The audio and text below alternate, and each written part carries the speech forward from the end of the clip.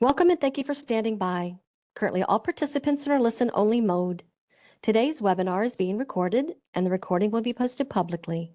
If you have any objections, you may disconnect at this time. Now I'd like to turn the call over to your host for today, Deb Rivera. Great. Thank you so much, Lisa. Good afternoon and welcome, everyone. My name is Deb Rivera, and I'm going to be your host for today's event, Unlocking the Power of Maps on data.census.gov. So today's webinar will focus on the mapping feature within data.census.gov, and you will all learn how to navigate the mapping interface, use the ribbon tools effectively, and select and apply variables from tables to build maps from the ground up. Today, we have a wonderful panel of subject matter experts, and they are here to help answer your questions. So as we are going through the presentation, we would like to encourage you all to use the chat panel in WebEx to submit questions that you may have. The chat panel is located all the way in the bottom right of your WebEx screen. Please submit questions to all panelists, and you can do this by selecting the chat button, and then in the tabs that are above, select the option for direct messages, and from the drop-down menu, make the selection for all panelists. And then towards the end of the webinar, we will have some time to go over the questions that were submitted through the chat panel. A quick note on the question and answer session today, we will be focusing on the mapping feature on data.census.gov. We will not be able to go in depth to address questions on the topic of geography, the collection process, methodology, or other census products. Finally, we are recording the webinar today, and the materials are going to be available through the Census Academy website. So with that, welcome again. Thank you so much for joining us. And it is my pleasure to introduce our speaker for today, Noemi Mendez. Welcome, Noemi. Hello, everyone, and welcome to Unlocking the Power of Maps on data.census.gov. My name is Noemi Mendez. I'm with the Center for Enterprise Dissemination in the Dissemination Outreach Branch here at the Census Bureau. So this is the outline I'm going to be covering this afternoon. We're going to look at all different types of geographies and maps. So I'm going to start off with selecting collections of geographies. We're going to look at all census tracts in Montgomery, Alabama, mapping business data, all 2-digit NAICS for counties in Colorado, searching with maps, census tracts in New Jersey, and then finally ending everything with some resources that you can take with you. So I want to start off with looking at the data that is available.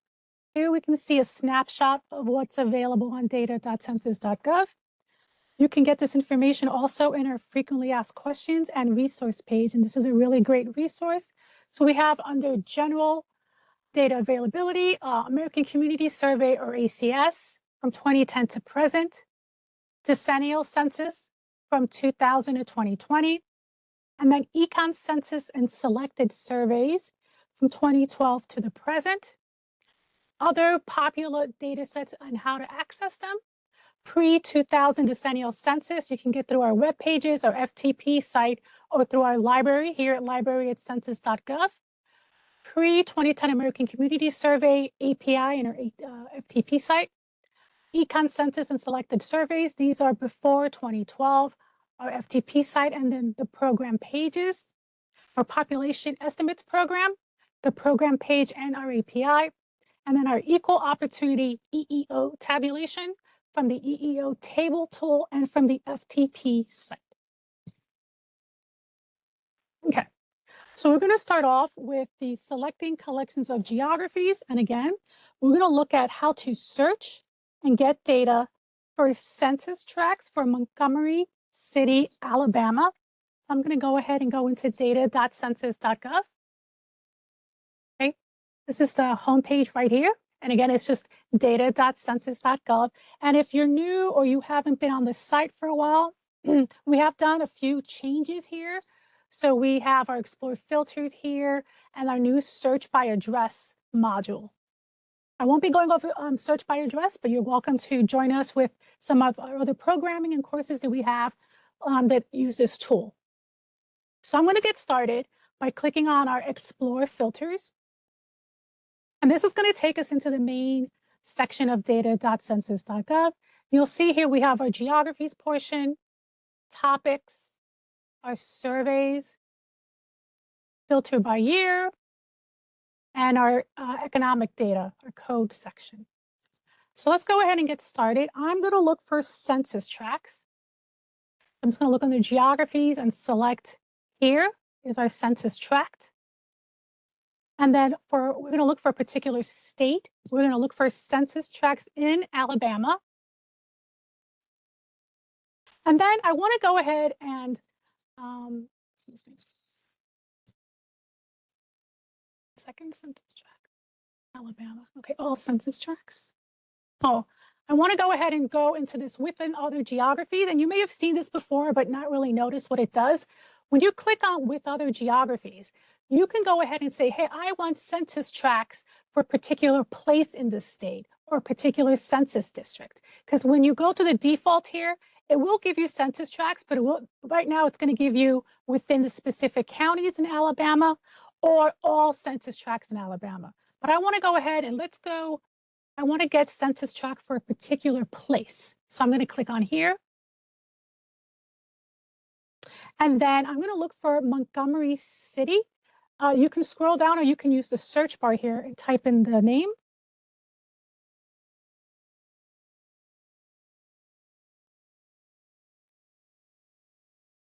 Okay, Montgomery. So here we go. We have Montgomery City, Alabama. And here I do want to select all of the census tracts. One thing I want you to make sure when you're selecting anything, whether it's tables or geographies, always make sure that what you want shows up under your filter. Because if it doesn't show up there, you won't get the information that you're looking for. Okay, so let's click on our topics. So you'll see we have a bunch of different topics here. I'm particularly interested in veterans data. So that's going to be under populations and people. And you'll see we have everything from ancestry to age and sex, language spoken at home, older population, populations and people, residential mobility, veterans, and voting and registration. So I do want veterans, so I'm going to click on that. And I'm looking for a particular table. It's the B21003.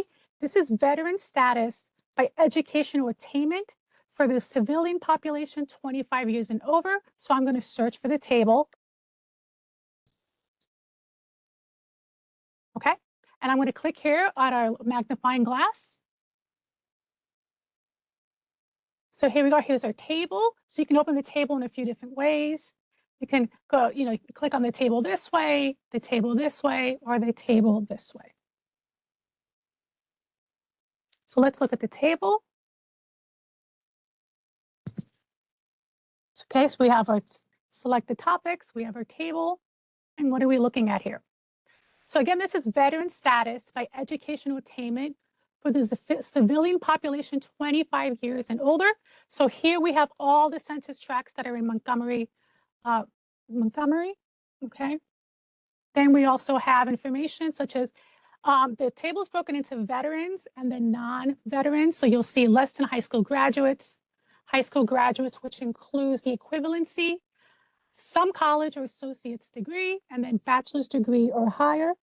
So I would like to learn about high school graduates, and which include the equivalency. So let's go to our map. Okay, so what is it mapping? So here it's telling us this is the total. So this is a veteran status by educational attainment to the civilian population 25 years and over. If you click this little down arrow here, you can see it defaults to the total number here. So if you wanted to go ahead and map it something else, you can go ahead and select from here. So again, I want to look at veterans, high school graduates that include the equivalency, and you're going to see the map's going to update.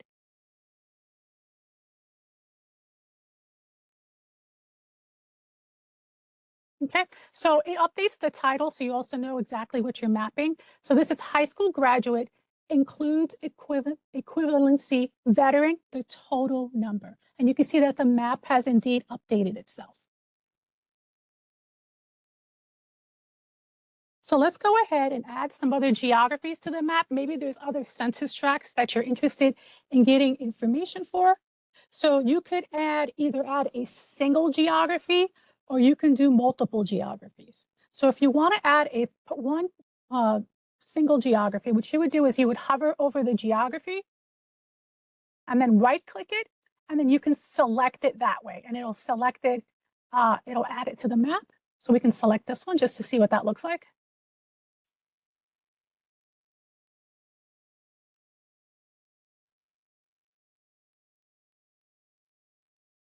Okay, so it's added it.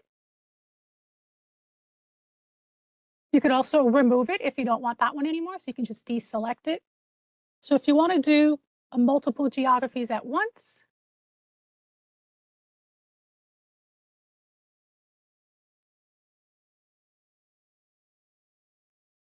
give it a second to render. So to select more than one, you're going to click on this select button here.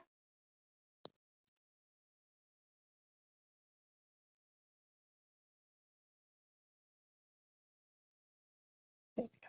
So I'm going to right here select, and you can choose, you can create a box to select geographies. You can do like a radial circle, or you can kind of freeform and do a lasso. So I'm just going to keep the circle down here. I'll just select a few of these here. Okay, so once you're done, and let's say this is exactly what you want, just click on the select button to turn it off. Now, let's say you don't want these geographies. You thought about it, you're like, oh, I don't really need these. So how do I clear my geographies? You click on this X box here and just hit clear geographies. So it's going to clear all the selected geographies. So if that's what you want to do, that's great. I'm going to go ahead and hit cancel because this is what I would like to look at this afternoon. Let's go over some of the buttons that are up here. So let's say you want to change your geographies from census tracts to another type of geography. That's what this layer button is for. And you can see there's a lot of different types of geographies that are available, from region down to smaller levels, like county subdivisions, places, census tracts, zip code tabulation areas, et cetera, et cetera. I do want to say that if you go ahead and you select one of these layers, it's going to change your entire map from all census tracts to that new layer that you've selected. And I don't want to do that. I want to go ahead and keep that. You could also compare maps across time. So you can go ahead and change the year here. Okay, so the map defaults to the 2024 ACS 5-year estimates. To view data in the map for the same table from the previous years, click on the year button and then select the year of interest, and the map will update. So if we selected 2023, it'll give us the data from that year.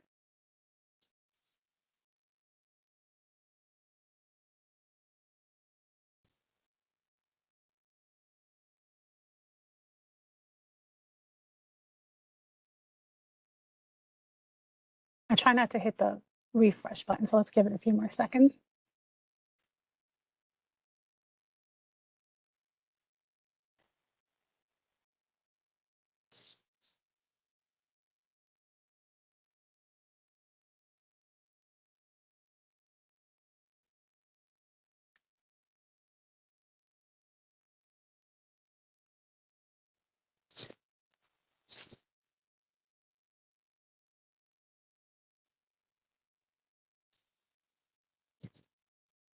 Let me try another browser, see if that'll work here.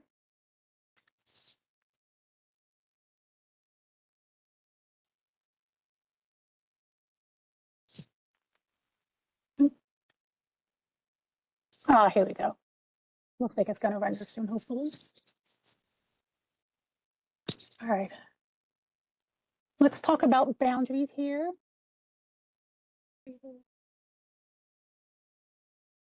Okay. Sorry about this, everyone.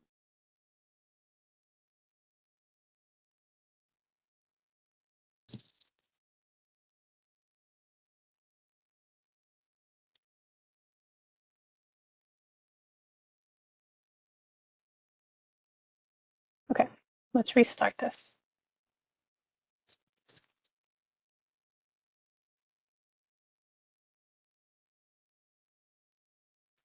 Go back to Alabama.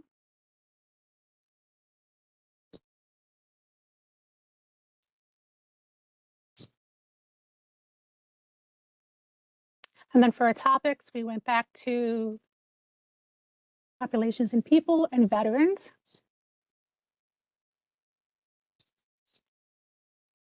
And then let's go back to our table.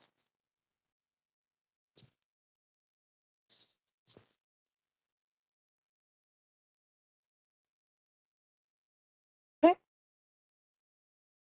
Let's go to the table. Let's go straight to the map.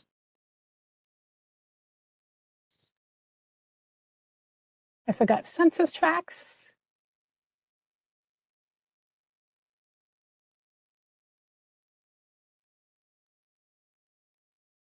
Within place, we want Montgomery County again. Let's make sure that it fits. Everything goes in my cart here. Okay, looks good. Here we go. So we've done our base map. We've done our year here. So here's our base map. And this is, if you really kind of want to look at not the geography, maybe some landmarks. We have a highway here. And this is a good way also to identify census tracts here. So you can see sometimes these tracts follow along road lines and other divisions like that. But you could always go back to our basic map, or you can go to one that doesn't show anything at all.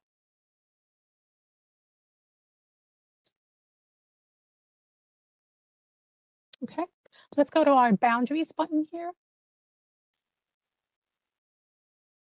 I'm going to add let's just a layer of our zip code tabulation areas.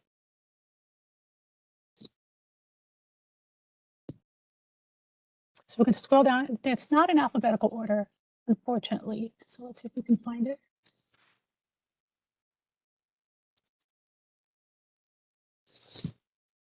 You see it has a bunch of different geos here. There we go. And these are called tabulation areas because they're approximations of zip codes here. So now you can overlay the zip code tabulation areas over a census tract. So that might be helpful for you in the future. If you say, oh, I want to look at a particular tract, what zip codes make up that tract? What zip does make up that tract? Then you can always get data for that information as well. So I'm going to close this out.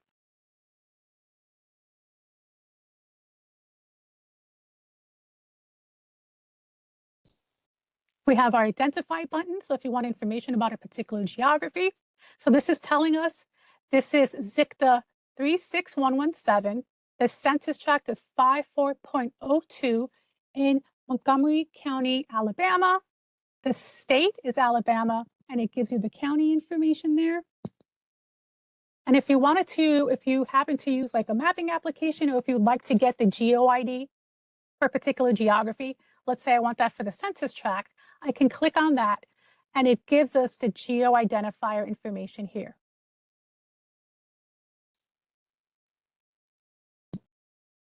Okay.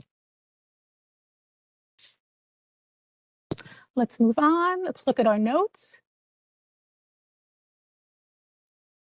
So this will give us information on what you're seeing as far as the geography, and a map note 1 and a map note 2.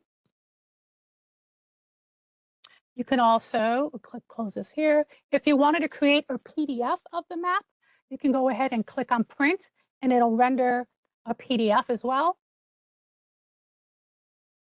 And then here's your share button where you can share the information through some social media channels. And then you can also include a link here as well. I just want to double check our table for a sec. So it's a couple things here you can do at the table as well. You can get notes, you can download the table, you can look at citations, sharing the table as well, getting an API call, changing columns and transposing it, restoring the table to the beginning, going to our map. You can make some charts here as well, some bar charts.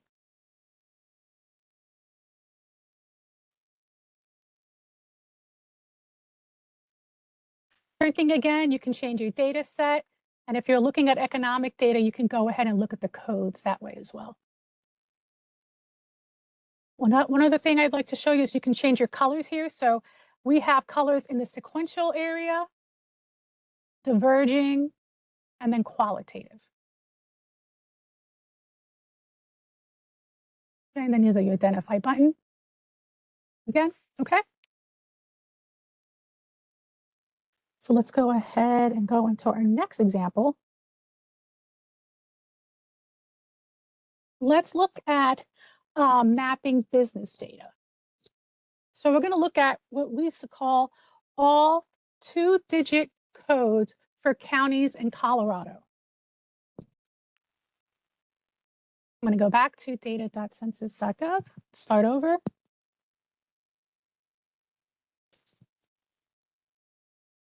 So let's go to our explore filters. This time I want county geography. So we'll go to county, and the state's going to be Colorado. I would like all of the counties.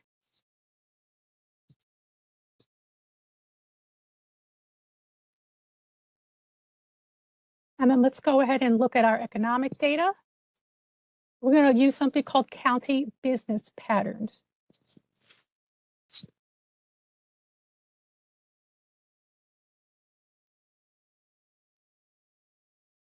Okay, so let's go down to surveys. So we have a few economic surveys. The one I want is, we have economic census, but I want economic surveys.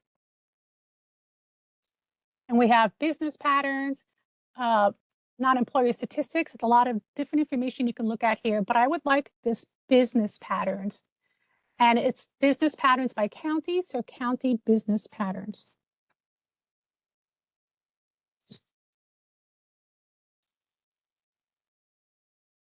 Okay, then I want to select this information for a particular sector. So we're going to go down to our area here called codes. We're going to use these industry codes. It's the North American Industrial Classification System. This is a system that it's an agreement between Canada, the US, and Mexico. When they are collecting data on industries, they use the same standards so that you can look at those industries across those countries. So let's click on NAICS. And I want to look for retail. You see this 2-digit codes, 1-digit codes. Here's the one I want, 4445 retail trade. And you can go down even further if you wanted to look at healthcare or gasoline stations. I just want to look at the overall umbrella of retail trade.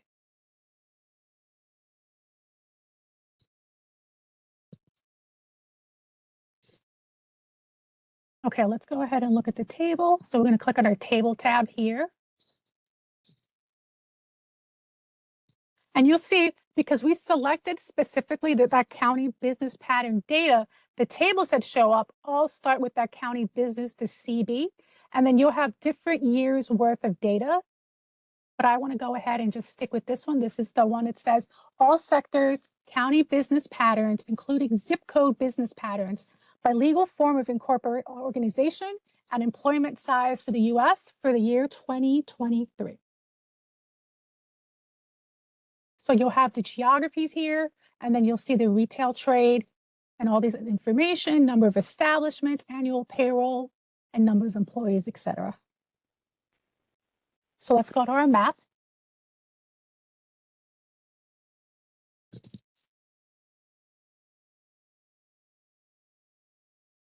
Okay, so what is the map showing us? It's showing us the number of establishments for the 4445 retail trade. These are all the establishments for 2023, and this is broken down by county. And you can see here the darker colors are where there's more of those retail trade establishments in the county.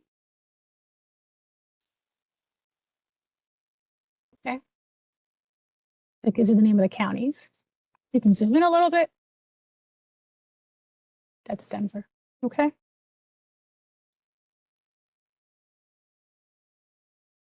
So let's change things up a little bit. So now that we're looking at the establishments, let's go ahead and change the map to map the number of employees.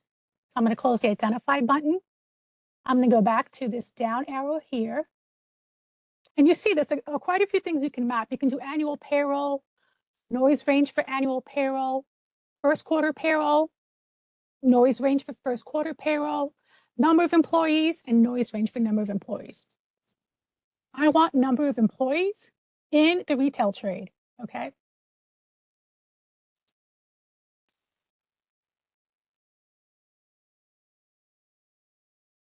So now it's showing us, instead of the number of businesses in that sector, we're looking at the number of employees here. So you can see the map has changed quite a bit where the concentration of those are.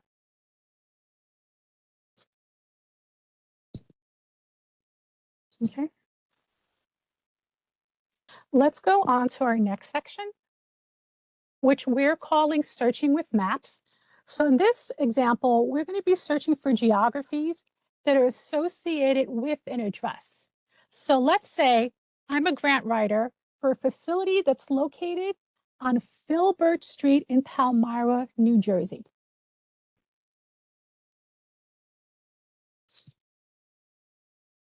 Let's go back to our main page.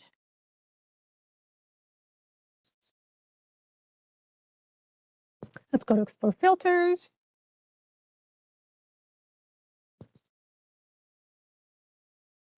Actually, the best way to do this, if you go back to data.census.gov and you want to go straight to the maps, you can just click on here without having to hit a couple extra areas. So let's click on our maps.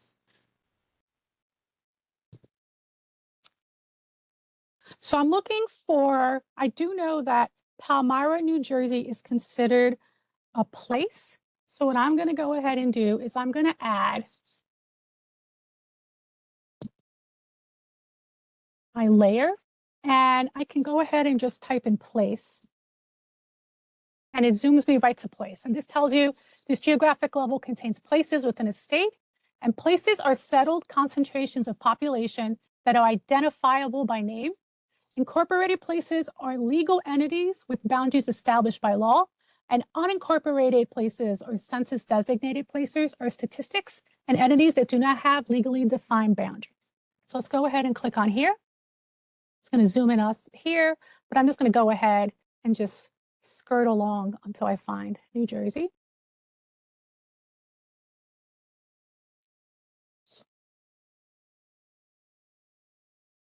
And this is right outside of Philadelphia. So Hales, Palmyra. It's a very small town in Burlington County.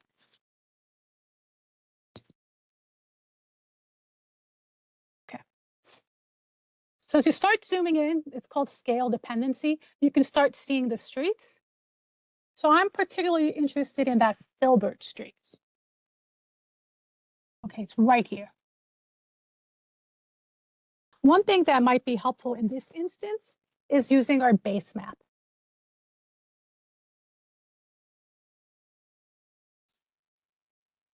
Okay.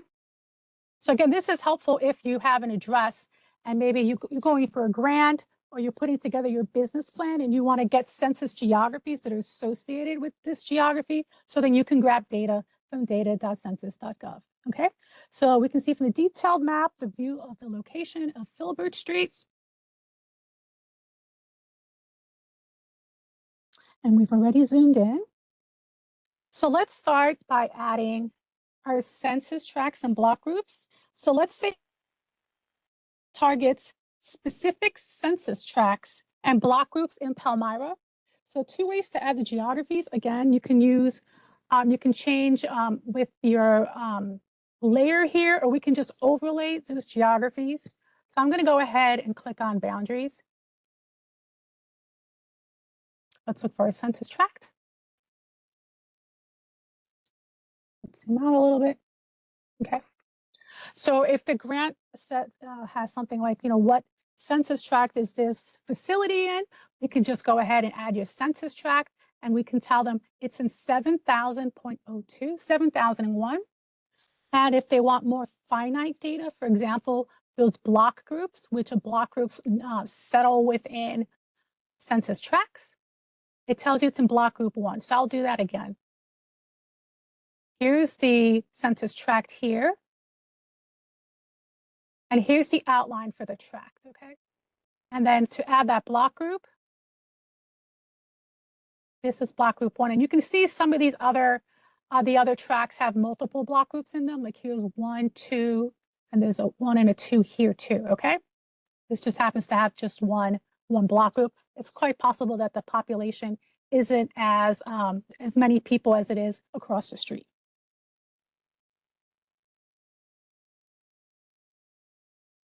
So let's go ahead. I'm going to close these out. This is a good, here's another way to identify geographies. Okay, so this is telling me this is block group 1 in census tract 7001.02 in Burlington County, New Jersey. And it's in census tract 7001.02, again in Burlington County, New Jersey.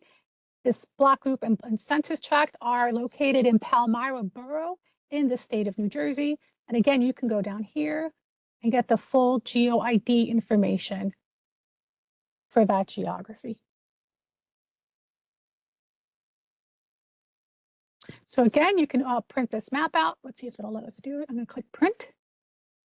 Should come up in a pop-up in a sec. You can see what that looks like.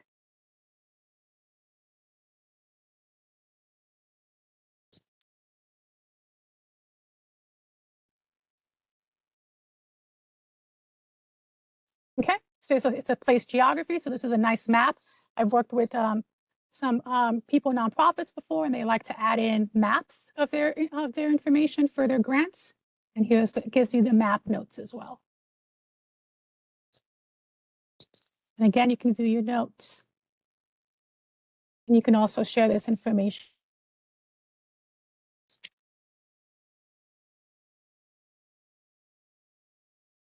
Okay. So let's talk about some resources that are available to you if you do have questions on using data.census.gov. Here's our Stay Connected page. There's a few different ways to get connected with us. We have included the link to our resources page, which has information on how-to materials, upcoming releases, webinars, and then recent tutorials. If you do have a question that you would like to ask us, maybe you sat through this program and say, oh, I have a further question about what I learned this afternoon.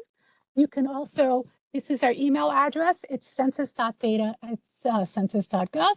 If you would like us to do a training for a group or an organization, this is our email here, ced.setsci@outreach@census.gov. You could always sign up for our email updates. So you can go ahead and sign up for our monthly newsletter. So the newsletter does cover the most recent changes and fixes that we've made to data.census.gov, as well as information for upcoming events like webinars. We've included a link here if you'd like to sign up, or you can use our QR code. And then one last thing, we would like you to maybe answer some questions on how we did with our poll today. If you would like to get further hands-on practice, again, this is a QR code, and we do these 3-hour webinars, and you can see they tackle everything from mapping to geography to our MDAT tool, economic data, and our API. So this is a great way to sit with one of us instructors and have a very kind of like inclusive way to learn of these tools.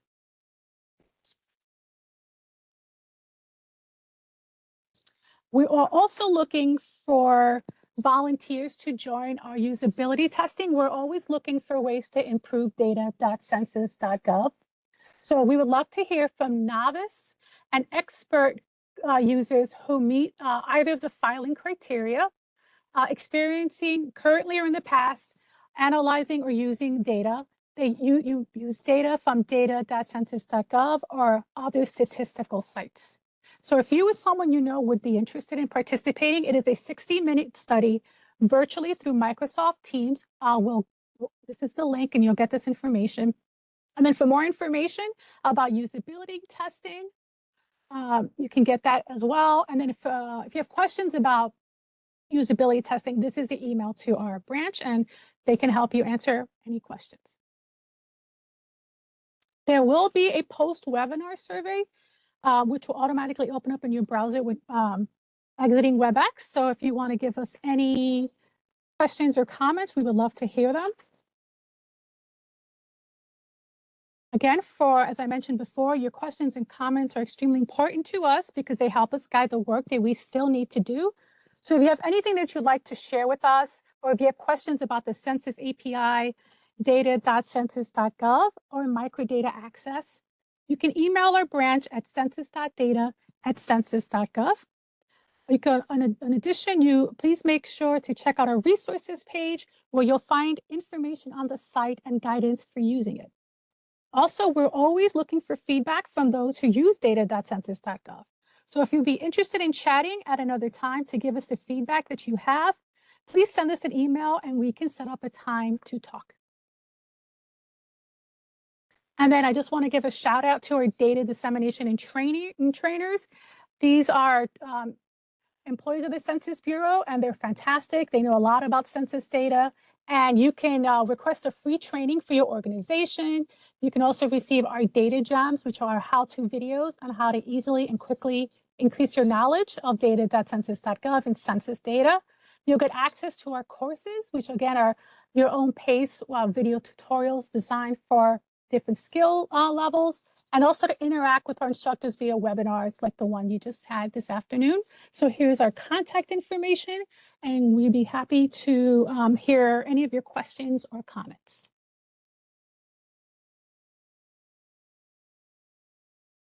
Great. Thank you so much, Noemi. And thanks everyone for joining us today and for all of the wonderful questions that you submitted. So at this time, we can go ahead and transition to the questions.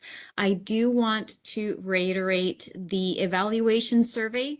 Just know that this is going to be a pop-up window once you exit the WebEx screen. When you see that window, please don't close it. Take a quick moment to share with us your thoughts about how you liked this webinar, what worked well, what we could do better, and especially if there are any other topics that you are interested in learning about in future webinars or workshops. We are planning out the remainder of the year, so now will be a great time to give us your suggestions.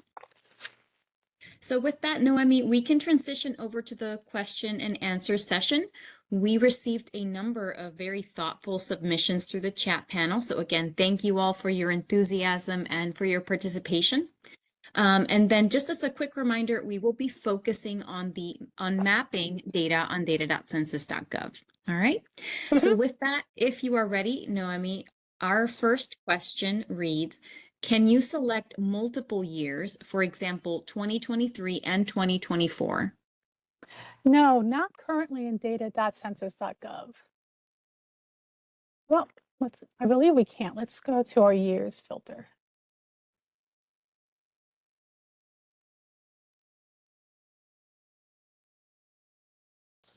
Now, see, it's only allowing us to select one at a time. So that's the answer, just one at a time. Yep. All right, great. No, thank you. And thank you for that question. All right, our second question reads, when printing a map, how is the print area defined? I'm not sure. I mean, I've worked on paper mapping and data collection for census. I'm assuming this is it's probably a pixel range that they're going ahead and selecting the geography. So it does kind of zoom in a little bit, as opposed to like a large scale map, which we do have large scale maps on our website and they're big PDFs. So you may be interested in looking at that in our geography section. They do have the really big PDFs, but these here tend to be like a smaller area, depending on, even if you're looking at like the big census tract map we looked at, it's got to be a smaller image on the map. All right, great. Thank you so much for that question. And then finally, our last question reads, where can zip codes for each ZICTA be found? So I will say, see, I can talk about this forever. So we do have zip code information, right? But for the Census Bureau, when they're looking at a zip code, so you can go under geographies and you'll see zip code tabulation area. This is just for demographic data. Now that does include economic demographic information, like how much people make a year and stuff like that. If you're looking for business data, you would want the kind of just generic zip code. So you would go under geographies. See, and you'll see we have the zip code tab area, and then we should have just a regular zip code. Yep, this is the 5-digit zip code. So this will give you, if you click on this, let's go back to Alabama, and we go all 5-digit zip codes. And if we look at the tables here, oh, it still has 2000 on there. You'll see it's just going to bring us the economic data. It says economic surveys, right? But if we open up, let me open up another data.census.gov. And you want the demographic information, you go to zip code tabulation area, Alabama, all 5 digits. And then when you go to the tables, you'll start seeing demographic data. So that's the one thing to remember between the two. If you want demographic data, choose the zip code tabulation area. And then if you want this to go ahead and look at them, total population.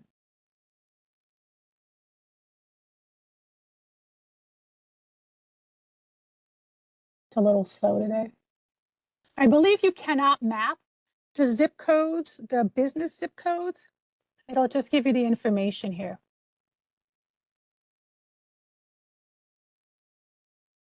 I see someone's interested in mapping children in poverty. Let's see if we can get this to work.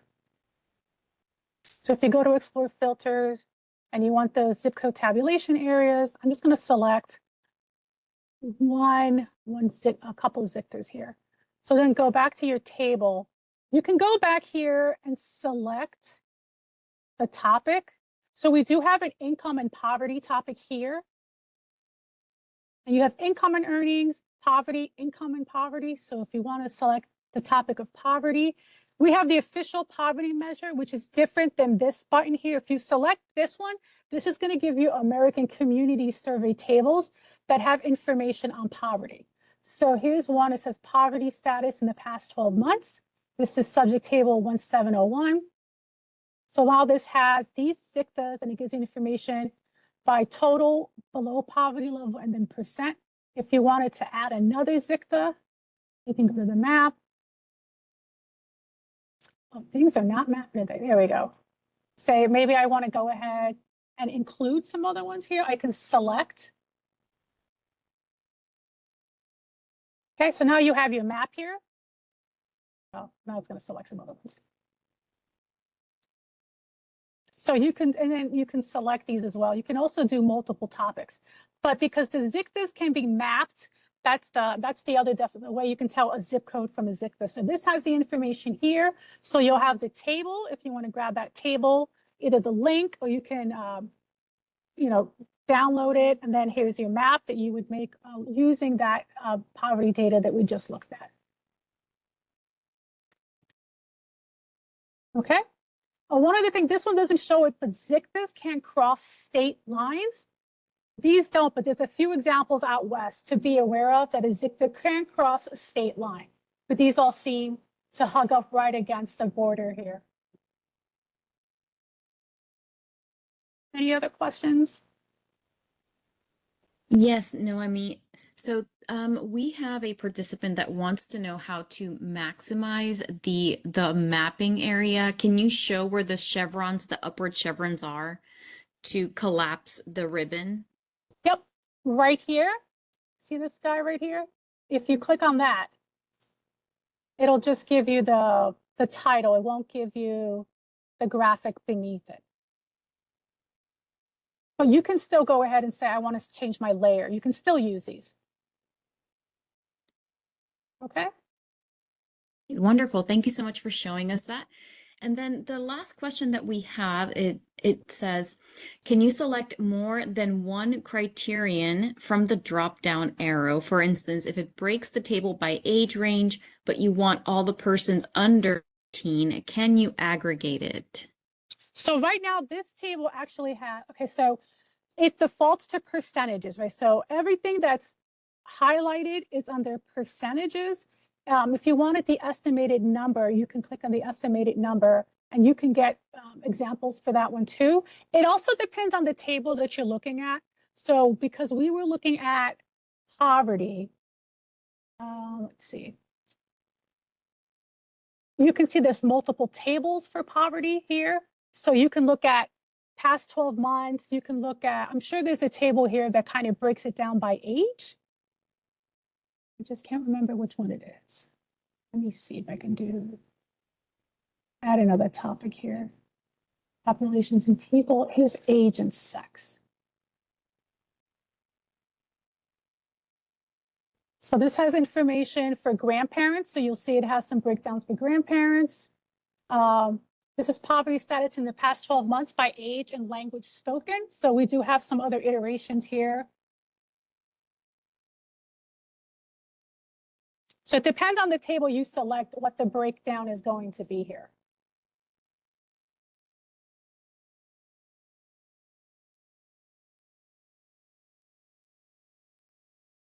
All right. Thank you so much, Noemi. And thank you for all the questions that you all have submitted so far. Let me do a quick check. All right, Noemi, one last question that we just received. Does the map allow you to drop a pin if you wanted to identify a particular landmark or address and see its location? Oh, I wish. That would be really cool. Yeah. Maybe Good that's something we feedback can then. add to the developers to ask us to do that. That would be really neat. Definitely. That's a wonderful example of feedback that, you know, we tend to receive and things that get passed along to the developer. So we don't currently have that functionality, but great feedback. Good to know. Yeah, I All just right. added the base map to show you some of the, linear features that are available here, like highways and stuff like that. Yeah, wonderful. All right. So thanks, everyone. So Noemi, that is all the questions that we have received. I want to take a moment now to thank you all for your participation, your engagement, and all the questions that you submitted. Thank you for being with us today. Noemi, I will turn it back over to you for final thoughts if you want to talk a little bit more about the Census Academy training. But thank you all for joining us.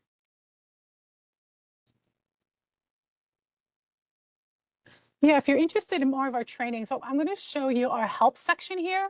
It's right in the corner here. You can go to our resources and you'll see some of the information we have here as far as resources. This is our, so we do videos, especially when we're updating information. You can look at our video tutorials, our how-to materials. This is our workshops. We also do webinars. So this, you can kind of peruse through here because I think many of the times they are recorded. So maybe the topic you're already looking for might be in one of these areas here.